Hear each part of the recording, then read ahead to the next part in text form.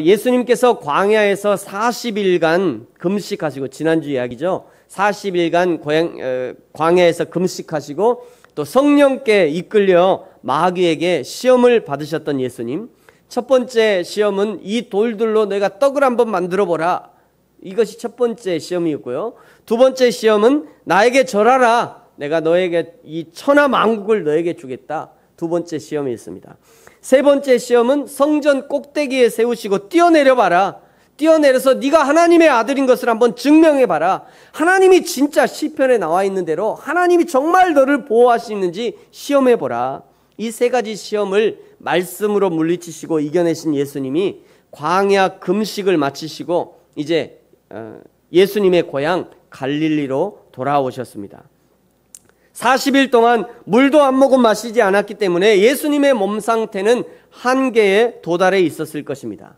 그러나 육은 쇠하였지만 영은 더욱 맑고 선명해졌음이 분명합니다.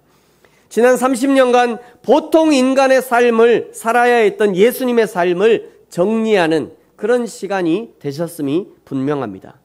여러분, 우리도 가끔 금식을 해보면 분명한 유익이 있습니다. 병원에서 치료차 금식하고 오세요. 이런 금식 말고 말이죠. 하나님과 영적 주파수를 맞추기 위한 금식, 하나님의 뜻을 더욱 분명히 알기 위해 자원하여 금식하는 그 금식은 매우 유익합니다. 참고로 이런 금식을 할 때마다 자주 인용하는 구절이 있죠. 여러분 혹시 아십니까? 이사야 58장 6절 말씀이에요. 이사야 58장 6절에 이렇게 말씀하시죠. 내가 기뻐하는 금식은 흉악의 결박을 풀어주며 멍에의 줄을 끌어주며 압제당하는 자를 자유하게 하며 모든 멍에를 꺾는 것이 아니겠느냐. 이 구절을 인용하면서 하나님이 기뻐하는 금식은 어떤 금식이냐. 하나님이 기뻐하는 금식은 흉악의 결박을, 하나님이 기뻐하는 금식을 하면 흉악의 결박이 풀어지고 멍에의 줄이 끌어지고 압제당하는 자는 자유하게 되고 모든 멍에는 꺾어지는 것이 아니겠느냐. 그러니 금식을 해서 이런 하나님의 은혜를 경험하자라고 많이 금식을 권장합니다만 이 말씀은 그런 말씀이 아니에요. 이 방향이 잘못됐어요. 이 화살표의 방향이 잘못됐습니다. 금식을 하면 이러이러한 이런 유익이 있는 것, 금식을 하면 흉악의 결박이 풀어지고, 금식을 하면 멍에의 줄이 끌어지고 압제당하는 자는 자유하게 되고 모든 멍에가 꺾어지는 그런 것이 아니라, 금식을 하면 이런 유익이 있는 것이 아니라 반대로, 이게 반대예요. 이 화살표 방향이 반대. 하나님이 기뻐하는 금식은 어떤 금식이냐? 누군가 흉악한 결박에 묶여있는 사람이 있다면 그의 흉악의 결박을 풀어주는 금식, 그 금식을 하나님이 기뻐하신다는 거예요. 누군가 멍에의 줄에 묶여있는 사람이 있다면 그 멍에의 줄을 끌어주는 금식, 그 금식을 하나님이 기뻐하신다는 겁니다. 누군가 압제당하는 사람이 있어요. 그 압제를 풀어주는 것이 하나님의 기뻐하는 금식이라는 거예요. 누군가 멍에를 메고 힘겹게 걸음을 옮기는 사람이 있거든. 그 멍에를 끌어주는 것이, 그것이 하나님이 기뻐하는 금식이라는 것입니다. 여러분, 그러니 예수님이 40일을 금식하고 성령의 능력을 얻어 돌아오신 것처럼 우리도 성령의 능력을 얻기 위해서 40일 금식하자, 이런 시도는 하지 않으셔도 됩니다. 40일 금식은 예수님 한 분이면 충분해요. 그리고 실제로 40일 금식은 매우 위험합니다. 40일 금식해가지고 성령 충만해서 돌아오신 목사님보다 돌아가신 목사님이 더 많아요. 실제입니다. 40일 금식해가지고 돌아가시든지 목이 완전히 나갔든지 건강을 망친 목사님들이 훨씬 많아요. 그래서 40일 금식 함부로 하지 마세요, 여러분도. 저도 안 하려고요. 33일만 금식해도 너무나 힘들어가지고 40일 금식은 못해요. 그러나 하나님께 집중하기 위해서 잠시 잠깐 곡기를 끊고 오직 여호와 하나님을 생각하고 기도와 말씀에 집중하기 위해서 금식하는 것은 매우 유용합니다. 예수님도 금식의 지침을 마태복음 6장에 이렇게 말씀하셨어요. 16절에 보시면요, 금식할 때 너희는 외식하는 자들과 같이 슬픈 기색을 보이지 말라. 그들은 금식하는 것을 사람에게 보이려고 얼굴을 흉하게 하느니라. 내가 진실로 너희에게 이르노니 그들은 자기 상을 이미 받았느니라. 너는 금식할 때 머리에 기름을 바르고 얼굴을 씻으라. 이는 금식하는 자로 사람에게 보이지 않고 오직 은밀한 중에 계신 내 아버지께 보이게 하려 함이라. 은밀한 중에 보시는 내 아버지께서 갚으시리라.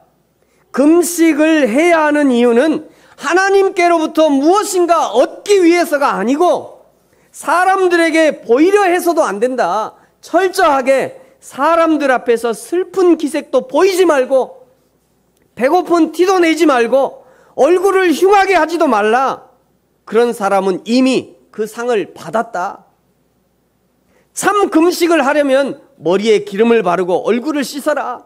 사람들에게 보이는 것이 아니라 오직 은밀한 중에 보시는 하나님 아버지께 보이도록 해라. 겉으로는 아무리 아무도 알아차리지 못하도록 오직 우리의 내면을 보시는 하나님 아버지께 금식한다는 것을 알고 그리고 그 기도에 응답하시도록 그렇게 금식하라는 것입니다. 그러고 보면 왜 예수님이 이 광야 아무도 없는 곳으로 가서 거기서 금식을 하셨는지 그 이유를 알만할 것 같습니다. 오직 하나님 아버지께 보이기 위해서 광야로 나간 것이죠. 여러분, 금식이 필요하다면 이것 때문에 해야 합니다. 하나님 아버지께 보이기 위해서. 그래서 때로는 우리에게 광야가 필요하기도 한 것입니다. 그렇게 40일을 금식을 하고 갈릴리 고향 마을로 돌아오자 예수님에 관한 소문이 금방 그 마을에 퍼져서 알게 되었다 말씀합니다. 참고로요, 여기 갈릴리에 돌아오셨다 이렇게 말씀하시고 그 밑에 16절에 보면요, 어디로 돌아왔대요? 나사렛에 이르러 이렇게 말씀하셔요. 이 갈릴리는 지방 이름입니다. 그 지방 이름. 그래서 이 갈릴리 호수가 있는 그 근동을 갈릴리 지방 이렇게 얘기하는 거예요. 나사렛은 동네 이름이에요. 그러니까 우리가 광주 광역시 살고 그 중에도 중흥동이잖아요. 나사렛은 갈릴리는 광주 광역시, 요 나사렛은 중흥동 이렇게 보시면 돼요. 이런 차이가 있어요. 뭐 이걸 가지고 뭐 성경이 이랬다 저랬다 한다 이렇게 하시면 안 됩니다. 보통 이스라엘 사람들은요, 안식일에 남자들은 회당에 모여서 하나님께 예배하고 정보를 공유하는 모임을 가졌는데요, 이때 꼭 두루마리 성경을 읽고 해석하는 시간이 있었습니다. 이것이 오늘날의 설교라고 할 수 있습니다. 모이는 회당에는 회당의 리더, 회당장이라고 하는 사람이 있어서 그 회당장이 지명하는 사람이 두루마리 성경을 읽고 자신이 읽은 부분이 어떤 내용인지 간략하게 설명하는 시간을 가졌습니다. 이미 예수님에 관한 소문이 파다하게 그 마을에 퍼져 있고 예수님이 광야에서 40일을 금식하면서 하나님과 독대하는 시간을 가졌다는 소문이 있으니 아마 그 회당장도 예수님에게 무엇인가 신령한 하나님의 뜻을 듣고 싶었을 것이 분명합니다. 그날 예수님이 읽은 곳이 이사야의 말씀이었습니다. 오늘 18절과 19절이 이사야의 말씀인데요, 이렇게 18절 19절이 이사야의 말씀인데 이것은 이사야 61장 1절과 2절을 인용하신 겁니다. 예수님이 구약 이사야를 인용하신 거예요. 제가 여러분 이사야 61장 1절 2절을 읽겠습니다. 여러분은 여기 나오는 본문의 18절과 19절을 보시고요, 뭐가 틀린지 한번 찾아보십시오. 뭐가 틀린지. 예수님이 인용하신 글과 원문의 이사야가 뭐가 틀린지 한번 여러분 살펴보시기 바랍니다. 제가 이사야를 읽겠습니다. 여러분은 요 앞에 나오는 누가복음 오늘 본문을 보시면 됩니다. 1절입니다. 18절이죠. 주 여호와의 영이 내게 내리셨으니 이는 여호와께서 내게 기름을 부으사 가난한 자에게 아름다운 소식을 전하게 하려 하심이라. 나를 보내사 마음이 상한 자를 고치며 포로된 자에게 자유를, 갇힌 자에게 노임을 선포하며 여호와의 은혜의 해와 우리 하나님의 보복의 날을 선포하여 모든 슬픈 자를 위로하되. 제가 읽은 부분이 이사야고요, 여러분이 보신 것이 누가복음이에요. 약간 다르게 인용된 부분이 있습니다만 전체적으로 내용은 같은 내용입니다. 이제 이 본문을 읽었으니까 해석을 내놓아야 할 차례예요. 40일을 금식하고 왔고 성령으로 충만한 예수님께서 뭔가 특별한 해석이 나올 것이라 기대하고 사람들이 예수님을 주목해서 보고 있습니다. 과연 저 예수님이 입술을 열어서 이 말씀을 어떻게 해석할까 엄청 기대하면서 예수님을 아주 집중해서 보고 있는 거예요. 21절 예수님이 해석을 내놓습니다. 이렇게 해석을 내놓습니다. 자, 우리 빨간 부분만 같이 한번 읽겠습니다. 시작. 이 글이 오늘 너희 귀에 응하였느니라. 아멘. 이 글이 오늘 너희에게 응하였느니라. 사실은요, 충분히 논란이 발생할 만한 그런 해석입니다. 이게 무슨 말인가? 우리가 지금 로마의 압제 아래 있지 않는가? 우리는 아직 로마의 포로로 있지 않는가? 로마가 우리를 지배하고 있는데 누가 우리를 해방해 준다는 얘기인가? 아니, 우리 가운데 저 다리 저는 사람도 있고 우리 가운데 맹인도 있고 우리 가운데 아픈 사람들이 이렇게 많지 않은가? 누가 우리를 해방해 준다는 얘기인가? 이러면서 사실은 논란이 있을 만한 해석이에요. 근데 22절을 보세요, 여러분. 22절에 보면요, 그들이 다 증언하고 그 입으로 나오는 바 은혜로운 말씀을 놀랍게 여겼다. 이 사람이 요셉의 아들이 아니냐? 이 사람이 갈릴리 촌사람 아니냐? 이 사람이 갈릴리에서 목수일을 하는 무식쟁이 요셉의 아들이 아니냐? 이러면 서로 말을 했다는 거예요. 여러분, 여기서부터 벌써 예수님에 대한 사람들의 인식이 변화되고 있다는 것을 알 수 있습니다. 사실은 여기는 두 가지 인식이 지금 충돌하고 있어요. 첫 번째는요, 이 사람 예수가, 첫 번째는, 됐습니다. 이 사람 예수가 어떻게 이렇게 놀라운 은혜의 사람, 성령의 사람이 되었는가 하는 그 첫 번째 인식과요, 두 번째 인식은 그래봤자 갈릴리 촌사람이지, 목수의 아들 아니야. 지가 뭐 40일 금식했으면 금식했고 뭐 성령이 충만하면 충만했지 뭐 별거 있어? 목수의 아들인데 뭐 저 갈릴리 촌사람 아닌가? 이런 인식이 지금 충돌하고 있는 거예요. 이 인식의 충돌이 회당에 모인 사람들 간의 충돌일 수도 있고요, 각 개인의 내면에서 일어나는 충돌일 수도 있습니다. 보통 사람들이 자신의 생각, 자신의 고정관념을 바꾸기 싫어합니다. 보통 사람들은요, 마치 자신의 고정관념을 바꾸면 그것이 곧 자신의 무식함을 드러내는 것이요, 자존심을 상하게 하는 것이라 생각하기 때문입니다. 이단 전문가들이 이단의 교주가 죽고 난 후에도 그 이단이 해체되지 않는 이유가 이와 동일하다고 이구동성으로 얘기합니다. 여러분, 우리 광주에도 큰 그 신천지 이단이 있잖아요. 저 신천지에 이단 이만희가 죽으면 신천지가 해체가 될까요? 거기 사람들 다 뿔뿔이 흩어져 갖고 각 교회로 올까요? 절대 안 그런다는 거예요. 절대. 이유가 있어요. 이유가. 그 이유를 이렇게 설명해요.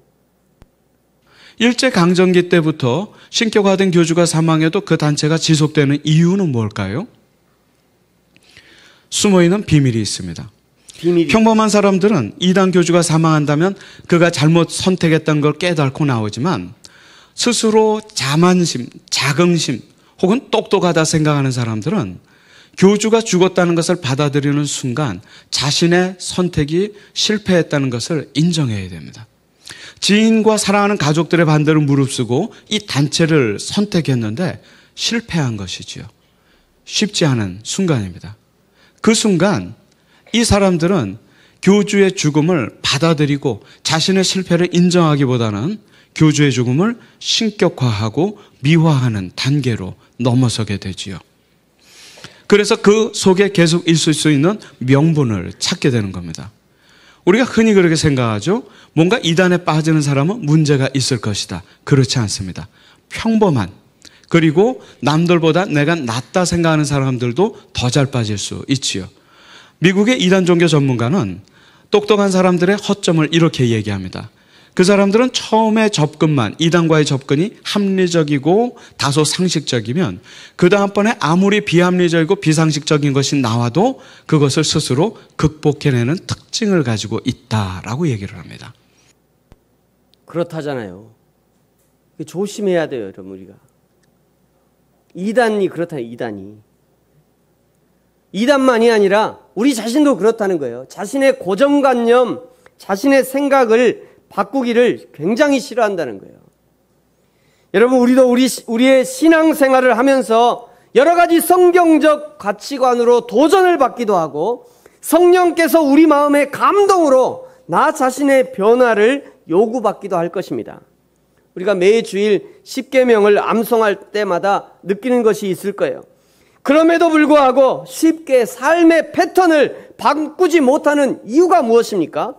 혹시 자신이 생각하는 신앙생활의 기준을 하나님이 원하시는 신앙생활로 바꾸기 싫은 것 아닙니까? 하나님이 원하시는 신앙생활로 바꾸면 세상의 재미, 세상의 즐거움 다 잃어버리고 날마다 하나님께 코 깨어서 그냥 죽어도 죽을 수 없는 그런 비참한 생활이 될까봐 두려우신 것 아닙니까? 근데 여러분, 그렇지 않습니다. 하나님 중심의 신앙생활을 하는 기쁨은 세상이 주는 그 어떤 것과 비교할 수 없을 만큼 차원이 다른 거예요. 그래서 이런 노래도 있잖아요. 주님의 사랑이 같이 한 번 경험하면 그의 사랑 모두에게 전하고 싶으리.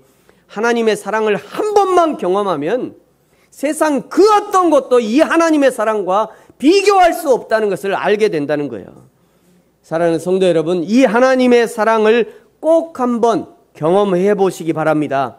이 하나님의 사랑을 경험해 본 사람은 누가 하라 하지 말아도, 누가 하라고 말하지 않아도 자원해서 자신의 생각과 자신의 가치관과 고정관념을 하나님이 원하시는 것으로 바꾸기를 즐거워한다는 거예요.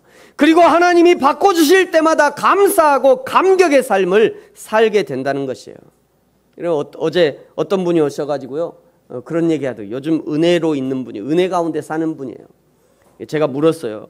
요즘 은혜 가운데 살고 계시죠? 그랬더니 이분이 이렇게 대답해요. 목사님, 은혜 받으니까 왜 이렇게 내려놓을 게 많아요? 은혜 받으니까 내려놓을 게 많대요. 그런데 왜 이렇게 내려놓을 게 많아요? 하면서 행복해해요. 행복해해요. 신기하죠? 아, 은혜 받으니까 술도 끊어야 돼, 담배도 끊어야 돼, 다른 것도 다 끊어야 돼. 그런데 행복하대요. 행복하대. 옛날에는 그것이 즐겁고 기뻤는데, 그 사람이 그렇다는 게 아니라 그렇게 기뻤는데 예수 믿고 나니까 술도 끊고 담배도 끊고 다른 것도 끊어도 너무 기쁘대요. 너무 기쁘대요. 행복하다는 거예요. 행복하다는 거.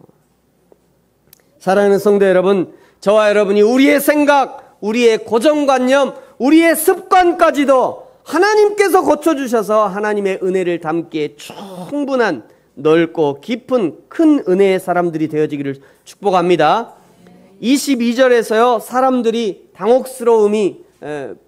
22절에 사람들이 아주 당혹스러워합니다. 사람들 사이에 충돌이 있었어요. 각 개인의 내면에서 충돌하고 있다는 것을 간파한 예수님이 23절에서 이스라엘의 속담 하나를 예를 듭니다. 이런 속담이에요. 의사야, 너 자신을 고치라. 이게 이스라엘의 속담입니다. 근데 이 속담은 원뜻이 어떤 의미냐면요, 남을 돕는다고 하는 사람은 먼저 자기 자신을 돕는 것이 바른 순서다, 이런 의미예요. 이런 의미의 속담으로 의사였던 누가에게는 매우 친숙한 속담이었습니다. 누가복음에서는 예수님의 광야 시험을 이기신 이후에 아직 이적을 나타낸 것이 나타나지 않지만, 그러나 누가가 이 누가복음을 기록한 당시에는 예수님께서 어떻게 어디서 어떤 이적을 나타내셨는지 다 알고 있었기 때문에 이런 해석이 가능하지 않았겠나 생각합니다. 24절에 예수님은 선지자가 고향에서 환영을 받는 자가 없다는 구약의 사건들을 말씀하시면서 엘리야는 3년 6개월 동안 흉년 중에서도 하나님의 은혜를 입은 자가 오직 사렙다 과부 한 사람뿐이었다. 27절에요. 엘리사는 수많은 나병 환자가 있었지만 오직 수리아 사람 나아만 장군 한 사람만 나음을 받았다. 이렇게 말씀해요. 여러분, 이게 무슨 말씀이냐면 21절에서 21절에서 예수님이 회당에서 너희에게 오늘 이사야의 말씀이 응했다, 이 해석을 내어놓으셨음에도 불구하고 어느 한 사람 하나님께, 예수님께 은혜를 입으려고 나오는 사람이 없었음을 보고 너희들이 은혜를 받기에 합당하지 않구나 하고 예수님이 지금 안타까워하는 거예요. 이스라엘 사람들은요, 이사야의 말씀을 메시아가 오면 이루어질 것으로 알고 있으면서도 정작 눈앞에 예수 그리스도, 하나님이 보내신 메시아를 보면서도 자신들의 눈과 삶을 고치고 자신들을 해방시켜 줄 것을 요청하지도 않고 이스라엘 사람들의 눈먼 것을 지적하시는 것입니다. 여러분, 지난주에요, 제가 무슨 요일인지는 기억이 안 나요. 무슨 요일인지는 기억이 안 나는데요, 새벽 예배가 끝나자 새벽 예배에 출석하시는 권사님이 국민일보 한 장을 들고 오셨어요. 목사님 국민일보 한 장을 이렇게 들고 오셔갖고 얼마나 반갑게 얘기하신지, 여기 조현철 목사님 나왔다고 그러면서 신문 한 장을 갖고 와서 이렇게 보여주셔서, 이렇게 신문 한 장, 이게 이제 어제 가져오신 그 신문이에요. 여러분 혹시 보셨나 모르겠어요. 국민일보인데 여기 나왔다 그러면서 목사님이 여기 나왔다고 그냥 기뻐갖고 이게 들고 오셨어요. 이렇게 나왔습니다. 이렇게 국민일보에 설교가 나왔는데요, 별거 아니고 제 아는 선배가 이 국민일보하고 아주 친한 기자랑 아주 친한데, 이 선배가 전국에 있는 개척교회 목사님들은 신문 나올 일이 어디 있어요. 그러니까 한 번씩 실어준대요. 개척교회 목사님들 힘내시라고. 그러면서 저한테 연락이 왔어요.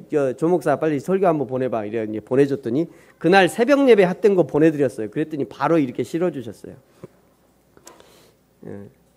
제가 오늘 이거 보여줄까 말까 하다가 제가 그런 생각, 전 이제 다시는 국민일보 나올 일 없을 겁니다. 저 스스로도 안 낼 것이고요. 누가 해도 조 목사님 뭐 합시다, 그거 안 하려고요. 거기 관심도 없고, 저는 그런 데 관심도 없고, 뭐 CTS, CBS에서 저를 볼 생각도 하지 마세요. 나올 일도 없을 거니까요. 저는 그런 데 별로 관심이 없어요.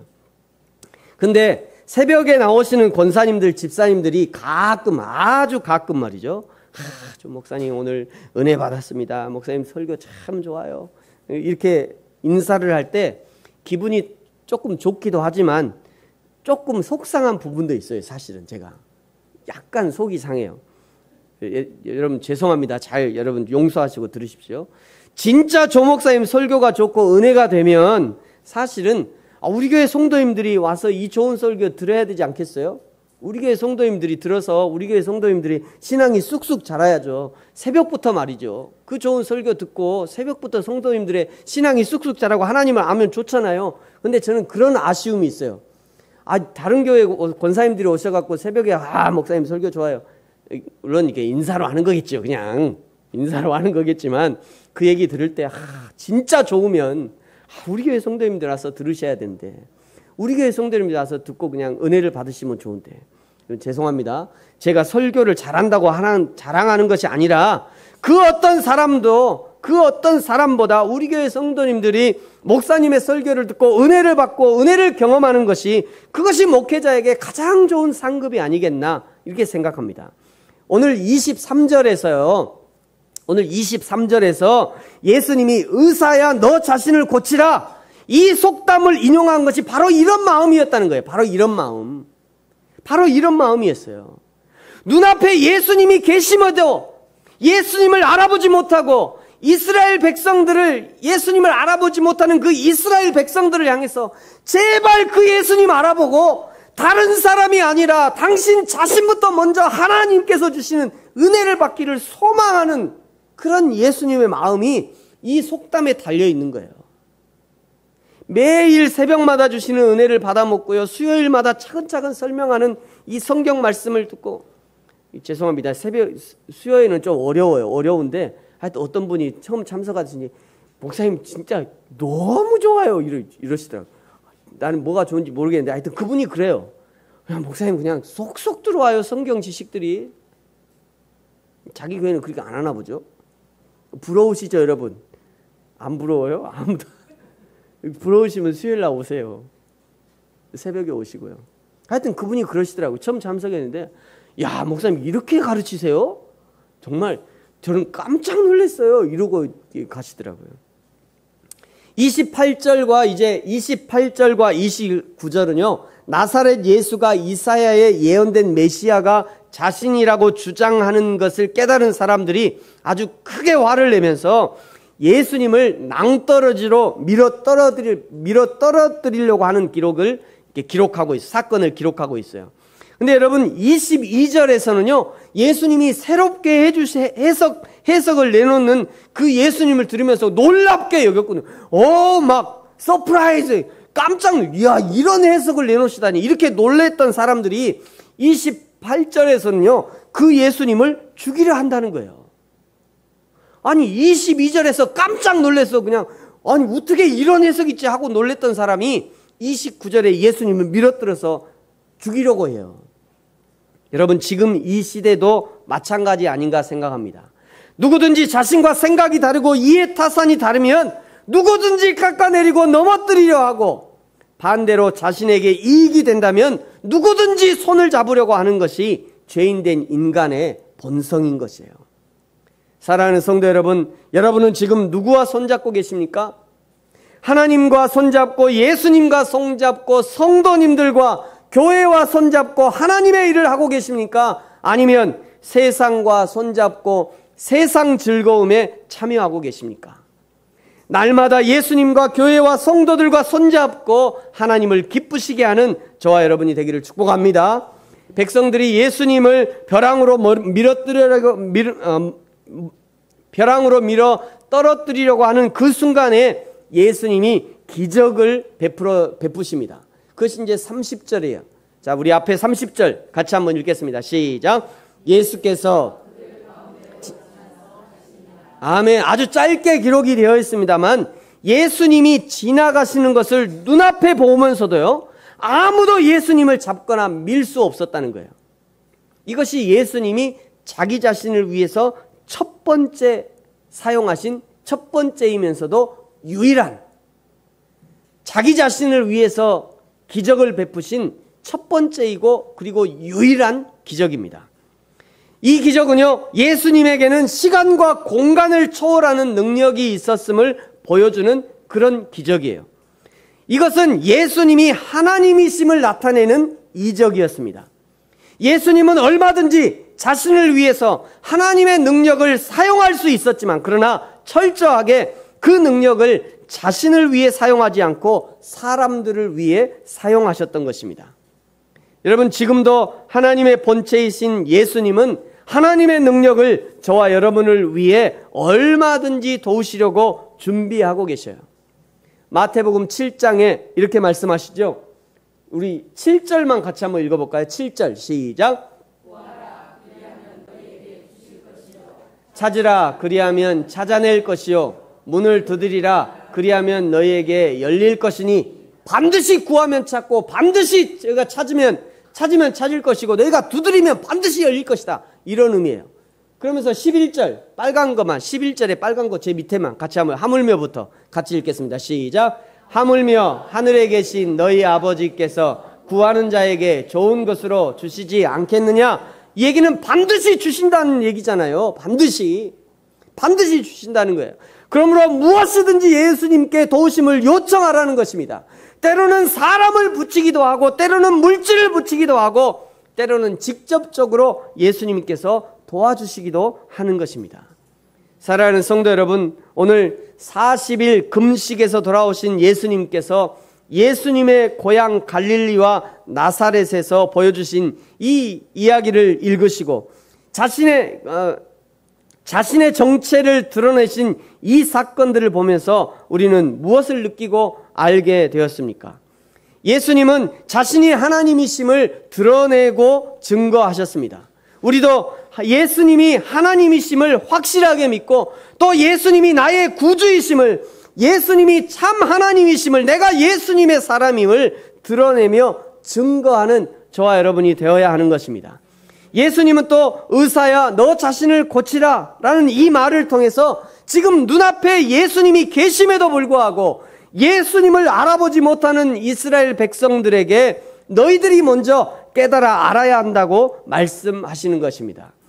저와 여러분은 예수님이 하나님이심을 알고 믿고 깨닫고 또 그렇게 행동하고 계십니까? 저와 여러분이 날마다 우리의 삶 속에서 예수 그리스도를 인정하고 드러내고 증거함으로 여호와 하나님이 지금도 나와 함께 하심을, 지금도 나를 돕고 계심을 날마다 경험하며 날마다 증거하는 저와 여러분이 되어지기를 예수님의 이름으로 축복합니다. 기도하겠습니다.